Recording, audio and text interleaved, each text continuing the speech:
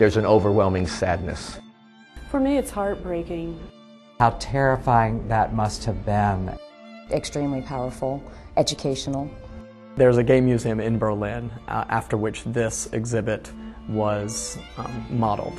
And it was on display for a few years at the United States Holocaust Memorial Museum in Washington, D.C. And I saw it there, and a board member was informed about it in Germany at the Gay Museum. And through that collaboration with Florida Atlantic University, we decided to try to bring it here. I was here opening night, and I was overwhelmed by the intensity of the information. I've been very much aware of the Holocaust and the issues surrounding the Holocaust. But for me, this was a new experience because I was unaware of the persecution against the homosexual community during that period of time. Throughout the country, we've got people literally arguing for their intolerance. They're arguing for the ability to be and remain intolerant to people. And so that is an echo of past conversations. And in this circumstance, that's an echo of a past conversation that was very well documented by the Nazis. And the curator of the exhibit, when he was here and spoke on the opening evening, made those comments that one of the things that the Nazis did for us that was very beneficial is they documented everything. They documented not only what they did, but how they did it, how they intended to do it.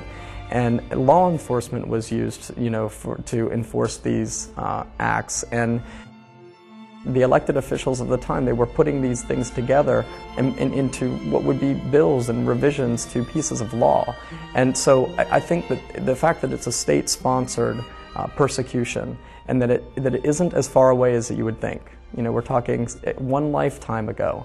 And so I think that when we know that there are the remnants of that kind of conversation happening in our country, it might be very reasonable to bring people face to face with it and say this is the extent of persecution and arguing for your intolerance.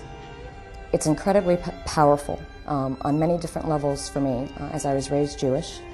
So there's that component of it, and of course being gay and Jewish is, I guess, sort of a double whammy.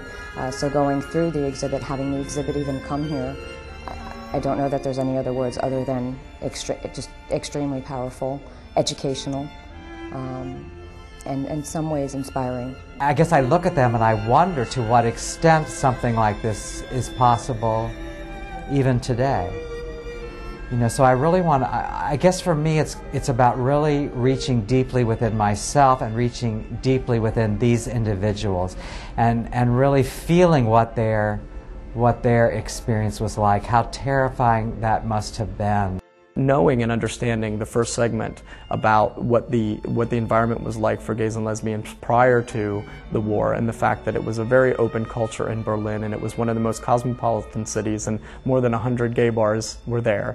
And then seeing very clearly what the Nazi ideology was for perfection, what they wanted to see, and then how they used the war and the revisions of paragraph 175 to implement that vision of perfection and what they wanted as far as a master race, and looking at the idea that homosexual men were a threat to that, and that you're understanding clearly that there was a state-sponsored concern and fear that this lifestyle was going to fracture that ideal. It's terrifying because young, wonderful men that deserve so much, and I think about me and other people. Couldn't happen to anybody.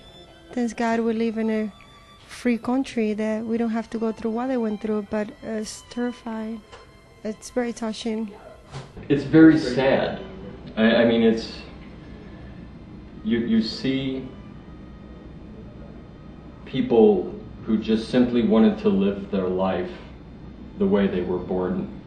They simply wanted to have the opportunity to exist on an equal playing field with everybody else in society.